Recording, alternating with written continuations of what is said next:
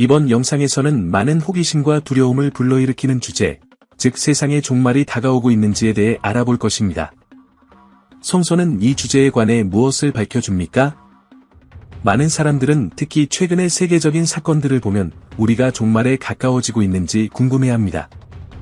하나님의 말씀은 우리가 기대할 수 있는 것에 대한 명확한 단서를 제공하며 마지막 시대, 그 순간에 앞서 나타날 징조, 그리고 가장 중요하게는 우리가 어떻게 준비해야 하는지에 대해 이야기하는 일부 구절을 분석할 것입니다. 성경에 따르면 마지막 때. 성경은 마지막 때는 미래의 현실이지만 정확한 날은 아무도 모른다는 점을 분명히 밝히고 있습니다. 예수님은 종말에 관해 말씀하실 때 오직 아버지 하나님만이 그 날짜를 아신다고 매우 직접적으로 말씀하셨습니다. 마태복음 24장 36절에서 예수께서는 그러나 그 날과 그때는 아무도 모르나니 하늘에 있는 천사들도 아들도 모르고 오직 아버지만 아시느니라고 말씀하셨습니다. 이것은 우리가 표적을 분별할 수는 있지만 마지막 날은 우리의 손에 닿을 수 없다는 것을 우리에게 가르쳐 줍니다. 종말의 징조. 세상 종말의 정확한 날짜는 알려져 있지 않지만 성서는 이 사건이 가까웠음을 알려주는 표징들에 대해 경고합니다. 마태복음 24장에서 예수님은 종말로 이어지는 일련의 사건들을 묘사하십니다. 그는 전쟁, 기근, 지진, 박해를 언급합니다. 마태복음 24장 7, 8절에는 민족이 민족을, 나라가 나라를 대적하여 일어나겠고 처처의 기근과 지진이 있으려니와 이 모든 것이 재난의 시작이니라 고 기록되어 있습니다. 이러한 징후는 슬픔의 시작으로 묘사되며 비록 두렵기는 하지만 훨씬 더 큰 일의 시작일 뿐임을 암시합니다. 더욱이 누가복음 21장 25대 26절에서 예수께서는 하늘에 있는 이적에 대해 말씀하십니다. 1월 성심에는 표적이 있겠고 땅에서는 민족들이 혼란 중에 공고하리라. 바다와 파도의 우는 소리를 인하여 사람들이 세상에 임할 일을 생각하고 무서워서 기절하느니라. 예수의 재림. 예수님의 재림은 마지막 때의 중심 사건 중 하나입니다. 성경은 그분이 산자와 죽은 자를 심판하러 영광 중에 다시 오실 것이라고 약속합니다.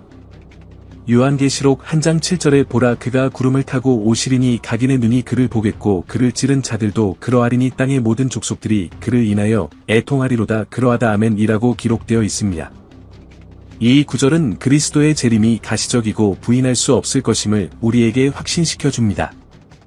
바울은 데살로니가인들에게 보낸 편지에서 예수님의 재림에 대해 이야기하고 그날이 어떤 모습일지에 대한 강력한 이미지를 우리에게 제시합니다.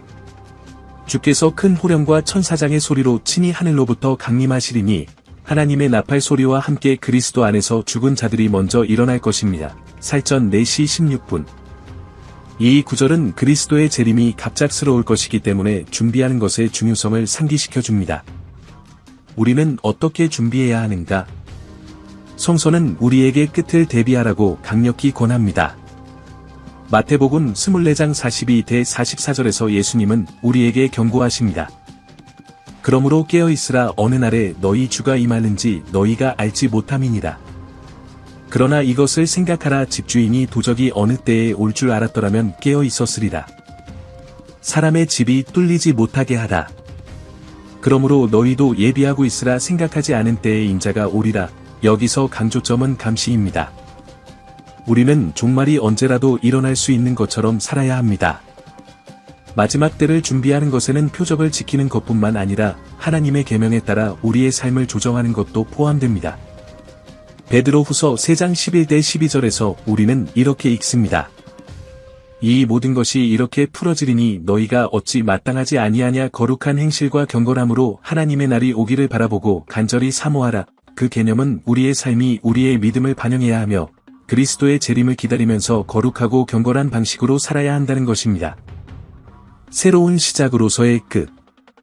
종말은 종종 무서운 것으로 묘사되지만 성경은 우리에게 희망도 제시합니다.